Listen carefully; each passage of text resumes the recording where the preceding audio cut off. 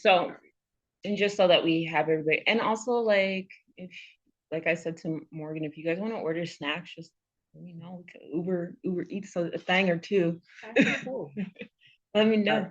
So, along those lines of, okay, you have the assets set up, and then you know exactly what it is that you need from the stores and how you want to pay the parts. You have that all mapped out. Now, when you had mentioned that the accountant said that he wanted to go through our individual assets to make sure that everything was in alignment and make sure we had ownership. I'll just use like me as an example, but this obviously translates to everyone. So for me, as like a filmmaker or even an author, because I've written like nutrition books and stuff, you said that it's not good enough to just have the one product, that you need to create basically an entire like contextual business surrounding that product. So now, as a filmmaker and with films that I'm developing, films that I've already made, do I now have to go and turn my incorporation into a production company? No? Okay. No. So something like that, you would just be actually putting it on paper. Okay. So like it's really, really important to remember a lot of stuff is just agreements between you and your corporation. So you and your entity, right? Okay. So I could be a record label, but then if I go and contractually put, well, I have books. So that means I'm actually a publisher as well, right? So then you just have to put it on paper. Got you. Okay. So a lot of things that we're taught that we have to get this person or do this, or we have to get this title, scratch that out. A lot of it's by contract, and a lot of things you are already actively doing, you're just not calling it that. Got you. Yeah. Okay, perfect.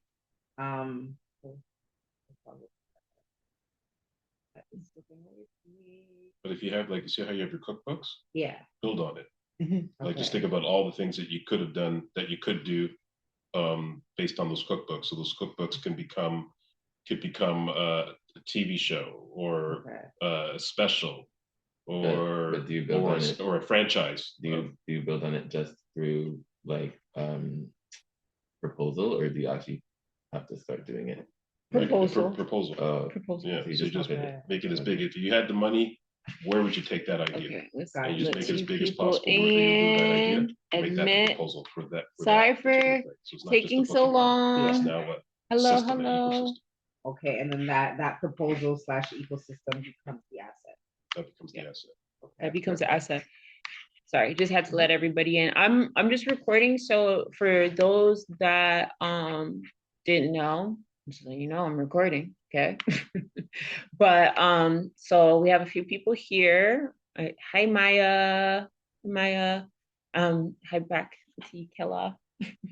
So okay. So right now, what we're just discussing now is kind of like asset classes and kind of getting the assets like organized. So Andrina asked a really great question, because so she has like films and stuff like that she's done. So she's trying to figure out, okay, so if I have the films, am I going to then go back and create like a publishing thing? Do I have to put it into a publishing thing? What we're kind of figuring out, and like what me and Morgan learned, was that you have to have things in asset categories. No, it's okay. It's okay for being late. But yeah, so we have to do things in asset categories. And that is how your accountant can actually, like the CPA, Robert, that we're going to be dealing with, that's how he can legally do what he's supposed to do for you. That's how you can be able to pull money out of things, because your asset class defines how the money's going to come out and how it's going to be structured. So what we're going to do for each asset is, say we have an idea for something, right? Always start by writing the idea down and then take it to the level of doing a proposal. If you need a template to learn how to do proposals, this is something that we can completely do. We can do templates. I have a particular way that I do proposals so that the proposal is counted as intellectual property. And as being intellectual property, it means that it has a dollar value to it. Okay. So it doesn't mean it's like I can go take it to the bank and it gets converted over to the exact amount of what it's worth. It means that there's going to be contracts that I put into that, and then I can take an advance. I can take every single time I do a deliverable, or I can go ahead and I can pull from certain things, but I have to put in the contract how I'm going to pull from it, what I'm going to pull from it, all those things. We can do a lot of this stuff on our own, but the reason why I have the accountant for all this is oversight. Okay. So it's done legally, and that way that you can go sleep at night and know that the money's actually yours. Right. And then you don't have to worry or anything like that. Now, another thing that I want to mention before I let anybody like ask any questions or anything, when it comes down to any of your assets or anything like that, once you value them and they get added to your net worth through valuation, right? I don't want you to be scared about taxes. Okay. A lot of times we get scared to lift our net worth up there. Net worth is not the same as cash flow. Okay. So they can't come after you because you've raised your net worth a certain amount. The reason why we actually go ahead and we say, I'm going to put 100,000 in net worth value out of intellectual property to your name is so that you don't get taxed. Okay. Because you're going to end up having to pay taxes if it's cash. Right. Now, we're not trying to avoid taxes. Right.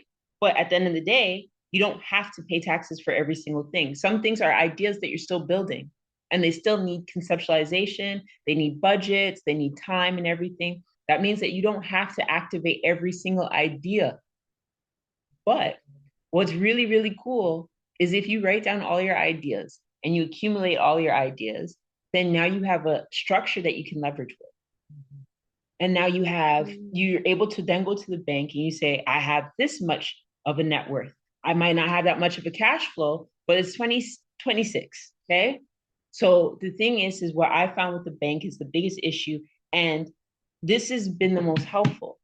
So like I said, I got the opportunity to just talk to so many experts last year. And even the thing was, the CRA, they said it themselves, they're outdated. Okay. They're working from a system from the 80s. Okay. So can all these publishers, everything, they start merging in the last 4 years because they're outdated. So if we get ahead of the curve where everything's merging because they're broken, right? And we actually have a system that's parallel the system, not taking over any system, just parallel of the system. We'll just be there. We don't need to overthrow anybody. We're just going to exist in our houses, make our art. We'll be good. That's it. But the thing is if we go ahead and we do that, they are then forced to set up this entire thing for us because everybody else is already creating content on TikTok and not seeing any value from it. Creating content on YouTube, doing the workshops, doing all this stuff. Everybody is already doing everything that is worth millions to billions of dollars. They're not receiving it. They're not being evaluated for what they've already created. The thing is everything that you've ever made is very valuable. Everything that you've ever made is valuable. So that means that it needs to be evaluated. Okay. Now, one of the most important things, one of my shows that I love to watch, guys, is Fake or Fortune. And Fake or Fortune is like one of those British shows where they go and look at the paintings and they're like, this is fake. This is totally not real. They just go through all of the paintings and everything. And so they actually teach you how provenance works. So say they find a Da Vinci, right? And they're not sure if it's really by Da Vinci. So then they have to go and they have to look and they have to say, okay, so the provenance starts here. We found this research over here that says that the painting was here. We found this over here that says that there was an art show over here. We see that he displayed this painting here. Okay, wow, this is actually the real painting. And it connects all the way back to Da Vinci. Yeah. Just like those, the people that go to the garages, they get all the stuff. And Antique Roadshow. Yeah. It's exactly like that. I love those. Yeah, but see, the thing is they're teaching you mechanics right in front of your face. They're teaching you wealth mechanics right in front of you. When you watch the Antique Roadshows and everything, that's wealth mechanics right there. Okay, so it's old money. Okay. So that's one of the things is if you watch those shows about any of those people from old money that live on the farms and their family passed on land, they don't got no cash. They don't got no cash. And a lot of times they want to go ahead and they want cash. So they kind of like look at it like, oh, well, I live a very dull life. I'm okay with living this dull life because they don't have the creativity in them that we would have in that position, right? Right. So we're at a little bit of a different vantage point here. We're actually creators, and now we're creators that found out that we've been wealthy the entire time. It's just nobody told us how to organize it, right? So that's one of the things is I'm not making a number when I raise somebody's net worth. You're literally giving me something I can legally evaluate. I didn't make it, you made it. Morgan made his books. That's his money. It would have got evaluated by somebody and they could have ripped him off. Right? The whole thing is what we're doing is I have a system where I set it up. The accountant knows it. I want to overpay everybody. So I want to figure out how I can just go to a bunch of countries and just overpay everybody and just see how that works, how that trickles through the economy, like doing stuff like that. And mind you, certain places we can't just go freely give money because it could be dangerous. It could put people's lives in danger, right? So certain places we go to, we just have to go and raise someone's network. Okay. People have to be very educated on what net worth is. So some people won't be put in danger. But at the end of the day, if I go to any place, I can take a child, raise that child's net worth to 1 million. Okay. So that would be through milestones. The child, by the time they're 28, they can access $1 million, right? But we're teaching them in the system so that they hit milestones because for a trust structure to work, you have to hit certain marks, right? So the child has to have certain things that they're doing artistically and for the community to reach those milestones. And we're directly making sure that we're looking at children that are refugees, right? It could be any child in the system, right? But especially children, because we want to do it from birth. But if we can't do it from birth, then it's okay. It's okay. If someone comes into the system and they're still 18, as long as they're under 28, then we can help with that regard, right? So there's certain systems that we have put in place for different places that you go to, places that you'll travel, and you'll have almost like an entire like Rolodex of just assets to think about. Because now instead of going somewhere and saying like, oh, I wish I could do something, you can. You absolutely can. And if you don't have it written down through this paperwork, that's okay.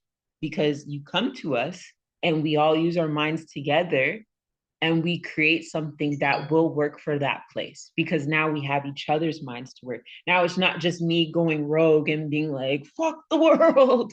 Things have been happening. I need to make an asset. Evaluated, like, do you just go to like any like evaluator? I don't know what they're called, but or do you have someone specific? So we do internal evaluation now. So I actually went to a few evaluators last year, and I found out it's just a gimmick. So here's the thing. Same way like you have with the faker fortune that I pointed out. So who are the experts that evaluated these paintings? It's just people that are into the painting. Okay, so you can take like a family, say that there's a Degas painting that's being passed down.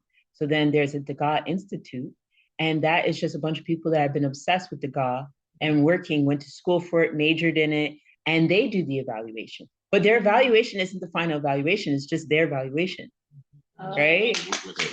What's the final evaluation? Any. Like it's like if you go to the doctor and they say you have cancer, and then you go to another doctor and they say you don't have cancer. Those are just two different evaluations.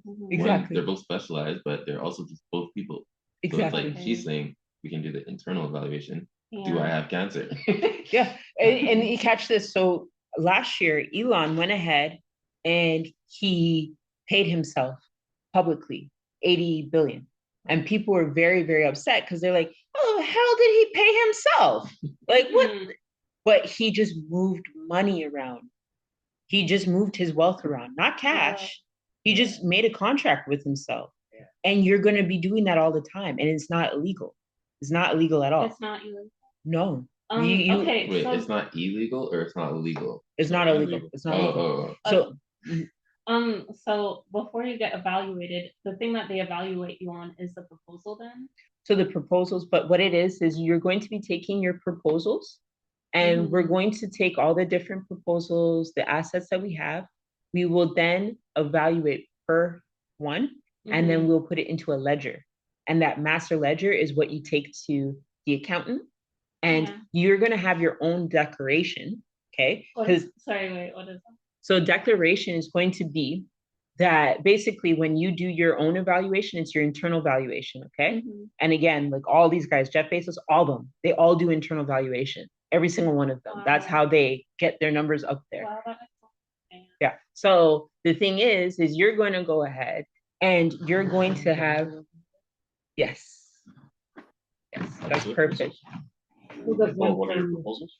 One from her folder. Yeah. Okay. Yeah. So what's really, really helpful is you're going to have the internal evaluation. You're going to then put a declaration. So that declaration, here's one of the things. You notice anyone here who's incorporated, anybody that's incorporated? Okay. Okay. So you notice how you get letters of incorporation when you incorporate, articles of incorporation? So basically a declaration is just another article. Oh, I see. So you're just adding paperwork to that article of incorporation. But that article is for the master ledger? So I thought every proposal had a master ledger. What are you referring to? So your master ledger is going to be a cohesive guide of every single one into one. It'll be in every single one into one. So why does individual proposals have a master ledger? So the thing is individual ledgers, because they're going to be individual frameworks. I see. So, and that allows you to tap into the asset class. Because if you do not put the asset class, the account can't do anything for you. What's the asset? So asset class is how the CRA or IRS define how you make money in the first place. Okay. So each time that you make a proposal, you have to define your asset class. And if you don't define it, then they can't operate with you. There's no on board for them to even know what you do in the first place. We write it, and it's how you would make money. Exactly. Right. So basically the asset class. So say for myself, if I have an asset and it's a documentary, but the documentary is focused on Lake Lanier, right? So that means that I have something called land reclamation. And I've created an asset class out of that. So land reclamation has now become, like land back is literally an asset class now because it's land. So I take that and I put it on my ledger and it'll just be one of the things to define it.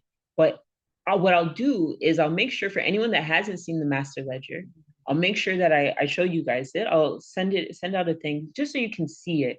It might seem a little daunting. I don't want you to at all be overwhelmed. I think everybody like here has it kind of figured out. So, but here's the thing though. So for when it comes down to the asset classes, even like for music and stuff like that. So for music, again, has its own category, but then I would have to put my music videos in its own asset class. I wouldn't like go ahead and put music with music videos. Oh, they're two different assets? Completely. But in the same master ledger? In the same master ledger. But just different asset classes. Okay. Same master ledger, but different asset class. Okay. So for each master ledger, is there a trust that goes along with it? So what we're going to do, so here, how it is one master ledger for each person, okay? You have your one master ledger. We put all the assets on there, right? There's going to be a trust per asset line, okay? So think about it like this. Your ledger is going to have lines of your assets. Each one is going to have a trust. You're going to go ahead. When you look at mine, you're going to see that it's going to have a thing that shows the dates, like timeline, when I expect to do it. Some can be up to 10 years. Some could be 50 years. Some could be next year, right? But the thing is don't rush yourself, because here's one of the most important things when you think about it. Okay. Uber has not made a profit until last year. Okay. Oh, I have a question. Is it like you're in your proposal? It's like it sounds like you're basically saying this is what I'm gonna do in the future, and like it still has a value. And like, is this when they say, oh, the plant-based market is predicted to be this much money? But it's like, how would you know? But is it like there's just a bunch of people who say, well, this is what we're gonna do at this time? Oh wow. It's just a projection. Right. So it's based on that. Yeah, it's a projection of assets under management for whichever wealth firm did that. In that like timeline, right? So like if everything pans out the way everyone says it's going to, people do what they said they're gonna do, this is where it's expected to reach. Wow. What's the difference between a master ledger and a asset line? So, okay, so the master ledger is going to be like the main file. The asset line is just going to be one line. So basically just picture an Excel sheet, okay? So just an Excel sheet, and you're gonna have your master ledger. Each line will be the assets, okay? So again, like I said, instead of just putting down, I wouldn't put that I have one song and then just put that one song. I have 300 songs.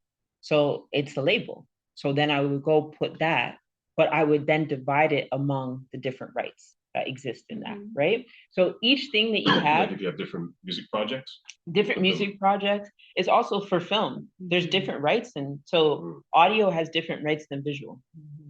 Okay, scripts has different rights than the people have, right? So it's like if I go ahead as a person that owns a record label, okay, I have different rights. Okay, so that means that I have a few more royalties than the average artist, because I also own the label. So there's a royalty that the label gets, there's a royalty that the artist gets. You're going to be all encompassing for these things, right? But one of the most important things as well when it comes down to it, when you hear the term royalty, I want you to also flag in your head, don't worry about that word. The royalty is decided in your contract. It is not some random number that you have to go and find out what is GST, HST, or anything like that. Royalty is in our contracts with each other. It's something that we agree on. No outside person is making these numbers but our agreements, right? So don't be like, oh, well, the stock says that the royalties are like 0.00 cents now. It's like, no. For us inside our system, each royalty actually starts at $1 per stream. Okay. So we have it set up $1 per stream. So that's the math that we're operating with.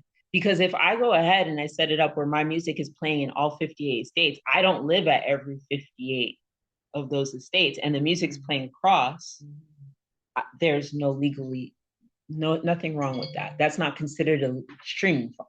Right? So that makes money. And then I take those numbers from each of those houses, I take it to the bank and I say, per royalty dollar amount here, then the bank has to release the royalties to me. Okay. So royalties is literally just another contract way that you're going to pull money out of these different assets. So your asset line that you have, your master ledger, each one, we're going to be looking at it. We're going to go over it. We're going to say, okay, well, you can do this to pull this kind of money out of this, right? So it's about contracts, it's about agreements and everything like that, seeing your timeline and seeing what you want to work on. That's something that's really important, because what do you actually want to do? If I have an idea, like, can I just make a proposal out of it, or does there have to be something legit with it? If you have an idea, you can absolutely make a proposal of it, because the thing is with the proposal, when you have an idea, what you're going to be saying at that point, okay, I don't have anything that I own to leverage to make this asset, then I'll look for a loan, right? And then you create something about looking for the loan. You don't have to look for the loan, but you're still making the proposal, okay? And the proposal still gets added as an asset line, and then it still leverages your net worth. And that's very important, is to still be able to leverage your net worth. Now, when we say like the proposal amount adds to your net worth, it doesn't mean that full amount adds to it, okay? There is going to be a natural value to any proposal or any asset that you have. Any form of intellectual property that you have has a base value. That's what gets added to your net worth. And then it has a future. Okay. And when we start to activate and we start to do things, then that gets added to your net. Like if you have an asset that is now being licensed and it's pulling in money in the future, that raises its value because exactly people are now feeding money to because they're licensing that product or whatever.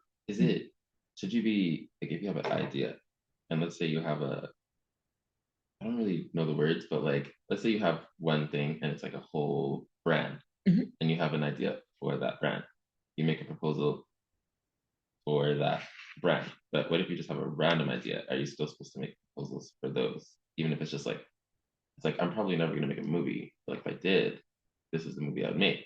Like you're still supposed to do absolutely, because it doesn't. Here's the thing: you're selling a framework. Okay, right? You don't have to be the person that does it. Right, but someone could. Like I'm laying it up for them, right? And that's the value, right? Exactly. Wow. It's an instruction manual. Yeah, right. Like in the film industry, that's literally how they do. Somebody, they don't. They're not creative. They're just like, exactly. Let me look through these. Ooh, this looks If a lot of times, if this logs out, guys, just log back into it. I'm gonna sign right back into it if it logs out. Okay, guys. A lot of times, the script hasn't even been written. Somebody, it's just like, yo, I have this idea about a story. Synopsis. Exactly. Yeah, so they'll get. Would they get like? Yeah. Would they get like? I don't want to interrupt anyone. But yeah, it would literally just be like, okay, I have this idea about a story. It's a romance. The guy falls in love with the girl. They meet here. This happens, and then that's it. So, like you said, the script might not even be written. The script's not even written yet. Wow. Let's say I wrote a director would do that. Yeah. Would they literally hire somebody to write the script? Yeah. So crazy. Yeah. You see, so like, you don't even need to write the script. Sell the idea. Right. You see the vantage point now. See, but that's what I was telling you. Yeah. All those scripts, whatever. I just made the synopsis for each of the scripts. You know, I'm not gonna make it. This pisses me off. I love it. We got some newcomers. This pisses me off. I don't like this at all.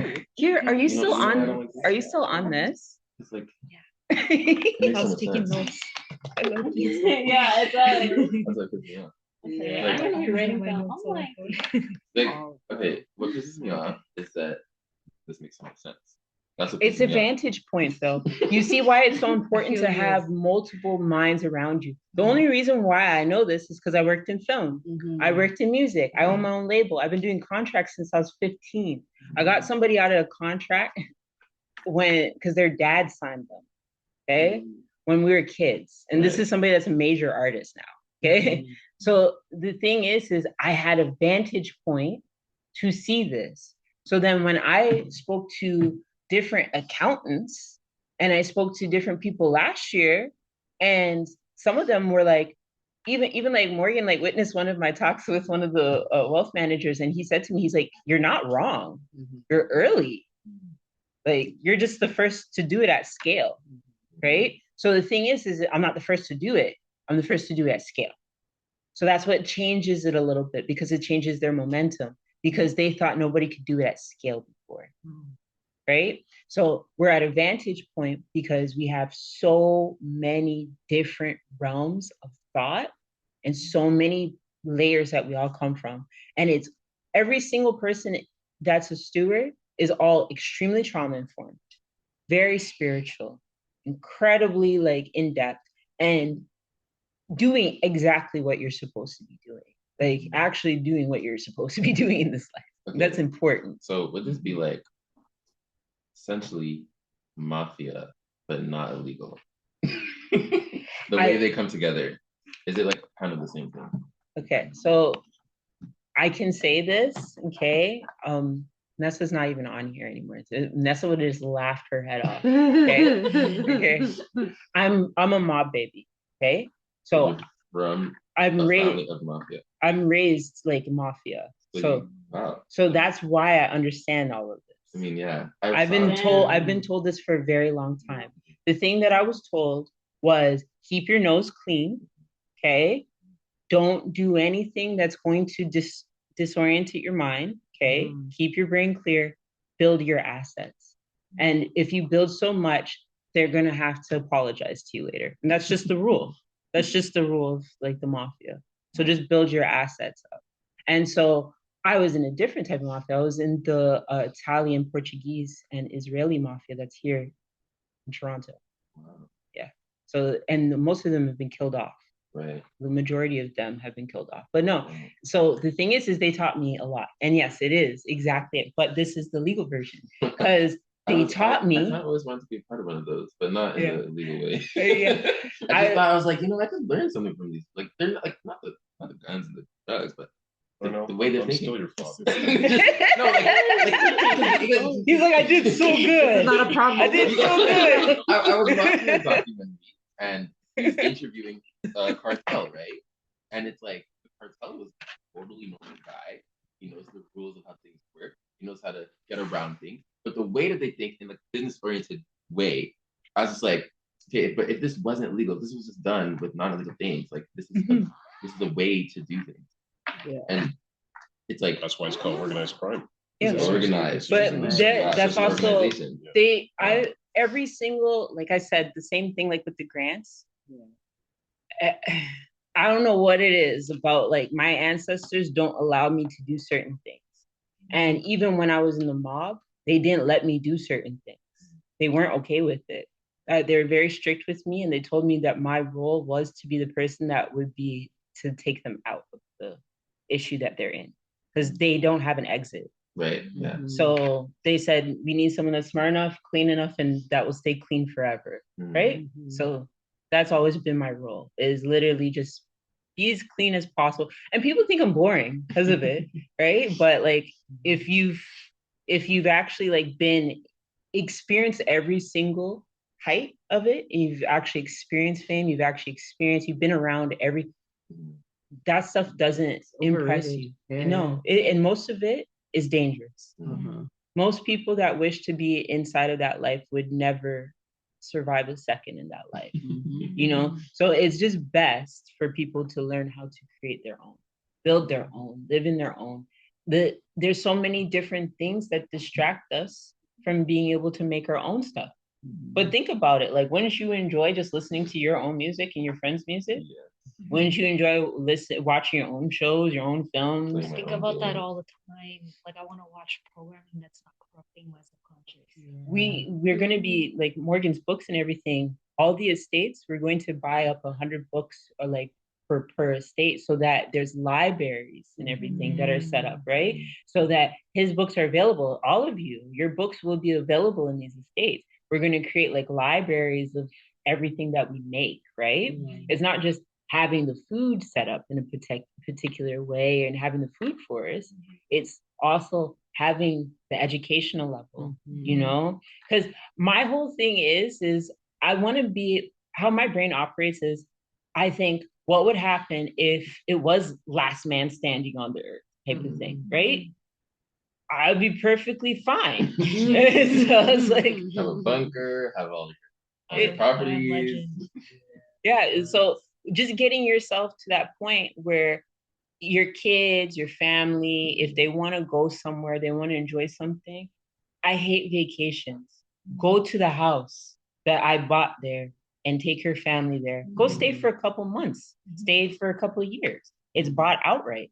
So like, we just have to switch up. We have to learn how to work with each other and everything. Like I said, I'll when this closes, I'll sign right back in so that you guys can just log in. Okay, I have a lot of questions.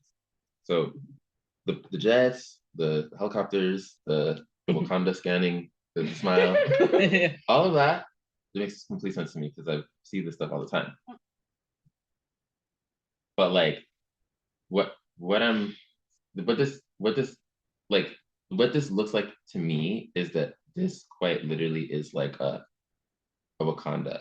Like, they're kind of like a legal organization, right? It's obviously it's fiction, but like they have their vibranium, that would be their assets, or that's what makes their that is their asset. That absolutely is mining rights. Yeah, and then they own all that, and then they keep it protected. It's security, so nobody can get to it. So like, if that's the case, then like, what is the goal? Like, is the goal to be just generationally prosperous and safe? Like, is that what the goal is? Or is like, what's the, like, because there's a part of me that is like, this makes so much sense. This makes so much sense. This makes so much sense. There's another part of me that's like, all these years I've been making these assets.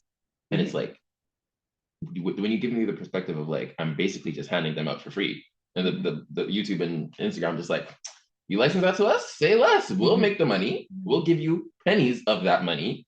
And we won't even like really do anything. Like they don't really do anything. They just manage it. They just watch it.